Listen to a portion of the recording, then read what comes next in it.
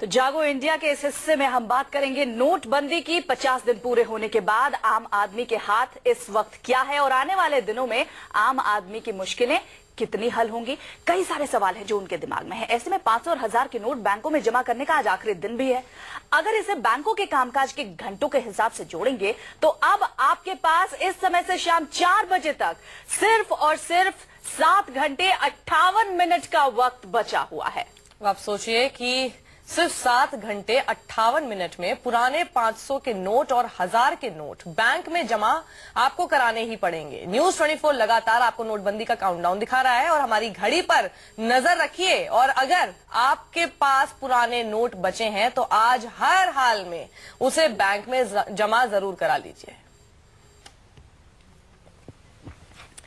और 8 नवंबर को हुई नोटबंदी के बाद अब देश की निगाह 31 दिसंबर को होने वाले मोदी के उस अगले राष्ट्र के नाम संबोधन पर टिकी है जिसमें नोटबंदी का फायदा आम आदमी तक पहुंचाने का ऐलान हो सकता है।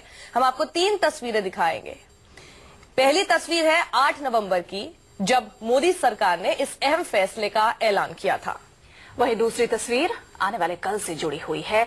सबकी नजर देश के प्रधानमंत्री मोदी पर टिकी हुई है कि देश के नाम संबोधन में क्या वो कोई नया ऐलान कर सकते हैं, क्या आम लोगों को राहत देने वाला कोई कदम वो उठा सकते हैं, क्या तोहफा वो देंगे नए साल का। इस पर सबकी निगाह टिकी हुई है। वहीं तीसरी तस्वीर जो हम आपको दिखा रहे हैं वो ये कि क्या अब कैश की जो किल्लत हो रही है वो दूर होगी या नहीं। आम आदमी के हाथ क्या लगेगा, नया साल क्या लेकर आएगा। सैलरी का डे है, सैलरी का दिन है, क्या अब भी इस महीने भी आम आदमी को कैश की किल्लत से जूझना पड़ेगा। अपने पैसों को ही बैंक से निकालने के लिए बैंक का, सरकार का मुंह देखना पड़ेगा। बिल्कुल। और इसी बड़ी खबर पर बातचीत के लिए हमारे साथ मेहमान जुड़े हुए हैं सैयद जफर इस्लाम जो कि प्रवक्ता हैं बीजेपी के, साथ ही आलोक शर्मा प्रवक्ता कांग्रेस, जूही सिंह प्रवक्ता समाजवादी पार्टी, शरद कोहली अर्थशास्त्री और साथ ही विजय सरदाना वो भी अर्थशास्त्री हैं।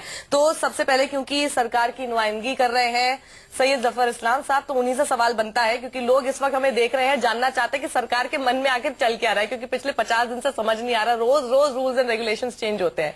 जफर साहब, कल के बाद मेरी सैलरी आने वाली है, मैं ये जानना चाहती हूँ, मेरी तरह तमाम लोग ये जानना चाहते हैं, क्या अपनी पूरी सैलरी मैं अब से बैंक से निकाल पाऊंगी या फिर नहीं। देखिए साक्षी जी, इस पूरे डिमोनेटाइजेशन से एक नए भारत का निर्माण हुआ है और उसका आगाज ऑलरेडी 8 नवंबर को हुआ है या हो रहा है। थोड़ा सा 8 नवंबर को इसकी न्यूज जो है 8 नवंबर को पड़ी और आगे आने वाले दिनों में आपको नहीं सर, बहुत स्पेसिफिक जवाब, बहुत नहीं आप सुन लीजिए। साक्षी थोड़ा धैर्य रखिए, हमें बोलने का मौका दीजिए। समय खत्म हो जाता है और जो देखिए इसमें इस पूरे नए भारत में जो आम आदमी है वो एम्पावर्ड महसूस करेगा और जो कैसे मैं उसका आ रहा हूँ। लेकिन जो लोग काला धन जमा करते हैं या करप्शन में रहते हैं उनके लिए कठिन दिन होगा आने जाने में। लेकिन जहाँ तक आपने कहा पैसे निकालने के बारे में 24,000 निकाल पाएंगे कि नहीं निकाल पाएंगे, देखिए इसके बारे में टिप्पणी होगी और आपको ये मैं महसूस कराना चाहता हूँ कि आज जैसे आपने तीन पिक्चर दिखाए, एक बार बहुत लंबी लाइन दिखाया, उसके बाद बिल्कुल लाइन खत्म होती हुई दिखाया। उसी तरह लाइन पे तो मैं पूछ ही नहीं रही।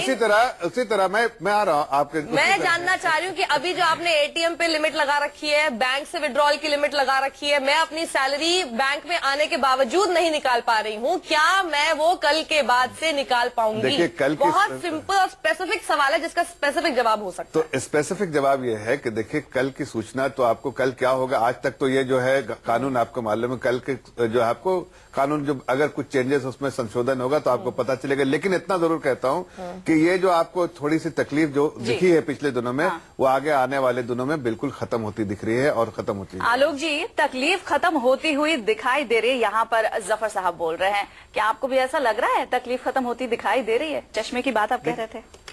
देखिए मैं समझता हूँ 2.5 साल से ये सरकार सपनों में पूरे देश को जिवा रही है।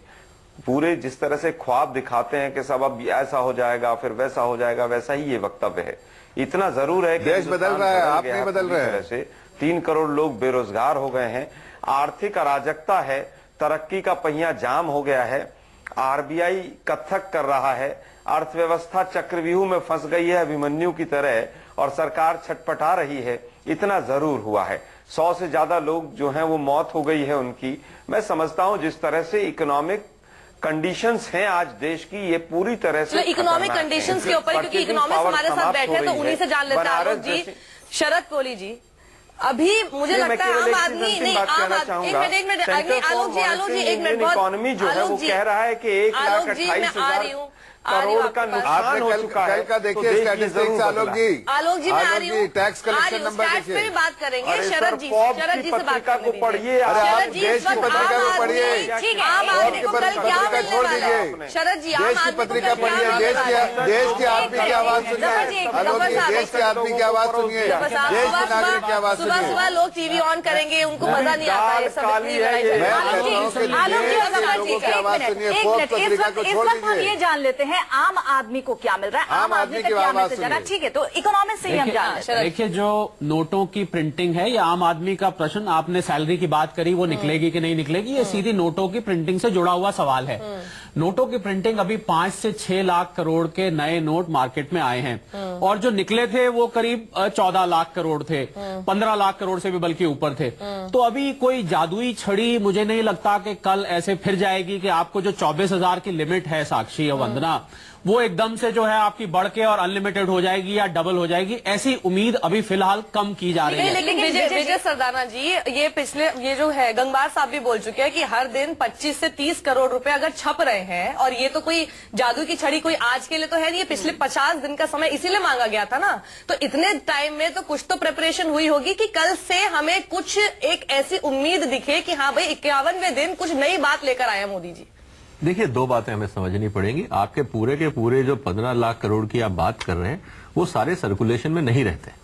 वो लोगों के यहाँ ड्रॉर्स में और डिपॉजिट्स में रहते हैं, कुछ इधर उधर पड़े रहते हैं। आपको करीब 2.5 लाख करोड़ के आसपास इस देश को चलाने के लिए चाहिए, उतनी टेक्निकली करेंसी बाजार में है। समस्या क्या है कि इस देश में आज भी लोगों को बैंकिंग सिस्टम पे इतना शायद भरोसा नहीं है कि लोग जो सरप्लस कैश है वो घरों में रखने की कोशिश करते हैं, और यही दिक्कत आ रही है, पहली बात। दूसरी बात, क्या भारत सरकार पूरी करेंसी मार्केट में डालेगी? मेरे हिसाब से नहीं डालना चाहिए। अगर आप वो डालेंगे तो आपका जो ई पेमेंट का मूवमेंट है वो हर्ट होगा। अगर आप लोगों को चाहते हैं कैशलेस हो, तो आपको शॉर्टेज रखनी पड़ेगी ताकि लोग मोटिवेट हो ई पेमेंट की तरफ जाने के लिए। तो शुरुआत की थी कैशलेस बोल के, अब ये लोग लेस कैश पे आ गए हैं। देखिए, वो है, आप छोटी करेंसी को आप समझिए क्यों रहेगा लेस। कोहली साहब, एक लेट मी कंप्लीट।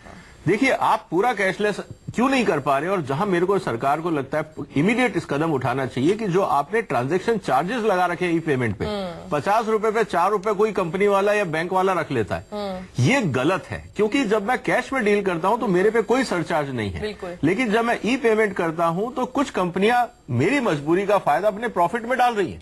ये सरकार को, मेरे को लगता है मोदी जी को इसको पूरा नलिफाई करना चाहिए, नहीं तो लोग कैश पे नहीं जाए, मतलब कैश से हटेंगे नहीं, और ये समझना पड़ेगा। जब जैसे जैसे ई पेमेंट्स बढ़ेंगी, उन कंपनियों की जो कंज्यूमर्स की तादाद बढ़ेगी, तो वो इन चार्जेस को कम कर देंगे। देखिए, जो कैश टू जीडीपी रेशियो है, 1 मिनट जफर जी मैं बता दूं, जो इन्होंने अभी जिक्र किया, जो कैश टू जीडीपी रेशियो जो थी वो 12% की थी भारतवर्ष की, वो घटा के 8% आ जाएगी। तो उतना कैश तो अब कभी भी हमें देखने को शायद नहीं मिलेगा, और ये एक अच्छी बात भी है, इसमें कोई बुरी बात नहीं है। तो आपका मानना है कि एकदम जादू की छड़ी कुछ नहीं है जो कि कल अचानक से कुछ नहीं, ऐसा मुझे नहीं लगता। जरूरत नहीं है, कुछ बढ़ सकती है, कोई दिक्कत नहीं, हम ट्रैक पे हैं, कोई दिक्कत नहीं। जी, हम इस पर बात करते हैं, लेकिन इस बीच बता दें कि पीएम नरेंद्र मोदी ने नोटबंदी के बाद एक पत्रिका को इंटरव्यू दिया है, और इसमें प्रधानमंत्री ने कहा है कि नोटबंदी का फैसला अर्थव्यवस्था की बेहतरी के लिए बेहद जरूरी था। डिमोनेटाइजेशन ने काले धन को खुले में ला दिया है, और पीएम ने यह भी कहा कि नोटबंदी से काले धन, भ्रष्टाचार और नकली नोटों पर सीधा हमला हुआ है। मोदी ने कहा कि नोटबंदी का ये फैसला 40 साल पहले ही ले लिया जाना चाहिए था। इंटरव्यू के दौरान मोदी ने कहा कि भ्रष्टाचारी नोटबंदी के बाद काला धन लाने को मजबूर हुए। देश के दुश्मनों के पास बड़ी तादाद में जाली नोट हैं, अब ये सब बेकार हो गए। ब्लैक मनी और नकली नोटों की समानांतर अर्थव्यवस्था ध्वस्त हो गई। आतंकियों और माओवादियों के पास मौजूद काला धन बेकार हो गया है। नोटबंदी से मानव तस्करी और नशीले पदार्थों का काले कारोबार का भी खात्मा हो गया है, और इस फैसले से अर्थव्यवस्था मजबूत हुई है। पीएम ने यह भी कहा है कि यह फैसला लंबे वक्त के लिए ढांचागत बदलाव के लिए लिया गया है, और मोदी ने यह भी कहा कि अगर भ्रष्टाचारी डाल हैं तो मैं पात हूं। जी शरद जी, जाहिर तौर पर नरेंद्र मोदी ने जो ये सारी पॉजिटिव बातें नोटबंदी के लिए गिनाई हैं, अगर कैशलेस इकोनॉमी हो जाती है, अगर ऑनलाइन हम बैंकिंग करते हैं, सारी चीजें करते हैं, क्या ये जो सारी बातें गिनवाई गई हैं आप इसे 100% करेक्ट एप्लीकेबल मान रहे हैं? जी हाँ, देखिए आर्थिक दृष्टि से ये बातें सही हैं, क्योंकि कैशलेस का देखिए वंदना, हम समझते हैं कि कैशलेस का लक्ष्य क्या है। आप एक ट्रेल छोड़ते हैं। आप मान लीजिए मोबाइल वॉलेट यूज करते हैं, ऑनलाइन आरटीजीएस करते हैं, एनईएफटी करते हैं, कुछ भी करते हैं, आप पैसे का एक ट्रेल छोड़ते हैं। कैश व्यवस्था में क्या था कि पैसे की ट्रेल नहीं थी। पैसे की ट्रेल नहीं होने से कैश कमाया जाता था, कैश रखा जाता था, कैश खर्च कर दिया जाता था। अब जब आप बैंकिंग व्यवस्था से आते हैं तो आपको उस पैसे का छुपाना। अच्छा मुझे वंदना, आप एक बात बताइए, आप कितनी बार एक दुकान पे गए, उसने आपसे क्या ये पूछा, मैडम आप बिल लेंगे कि नहीं लेंगे? तो जो उसका कहना था मैं बिल नहीं लेंगे, बिल नहीं लेने का मतलब था वो आपसे कैश लेता, कैश लेके कैश ही रखता और आगे कैश ही रखता। तो ये जो ट्रेल छोड़ने का है, कैशलेस इकोनॉमी की तरफ जाने का केवल और केवल कारण है कि बैंकिंग व्यवस्था में ट्रेल पैसे की छोड़े, जो कि काले धन के लिए घातक है। इसमें मेन चीज जो नोट करने वाली वंदना, ये बाकी कैशलेस इकोनॉमी से कोई ऐसा कुछ नहीं है कि हमें कहीं से कोई इनाम मिलने वाला है, कोई अवार्ड मिलने वाला है। आपको सिर्फ पैसे की काला ट्रेल धन छोड़ने। वापस आना तो रिवॉर्ड जैसा ही था। कौन काला? 15 लाख रुपए की देखिए बात कर ले। मैं एक दो चीज बोलूंगा। देखिए बहुत संक्षेप में जफर साहब। देखिए आप बार बार कह रहे काला धन वापस। देखिए पहले आप देखिए जो नोटबंदी के बाद जो नोट बैंक में आ रहा है वो तो आना ही चाहिए, और हमारे गवर्नमेंट फाइनेंसेस इंप्रूव हो गए। देखिए बेनिफिट्स देखिए, आप खाली एक चीज 10 सेकंड में बोलता हूँ, गवर्नमेंट फाइनेंसेस इंप्रूव होंगे इसलिए कि टैक्स कलेक्शन अच्छा होगा।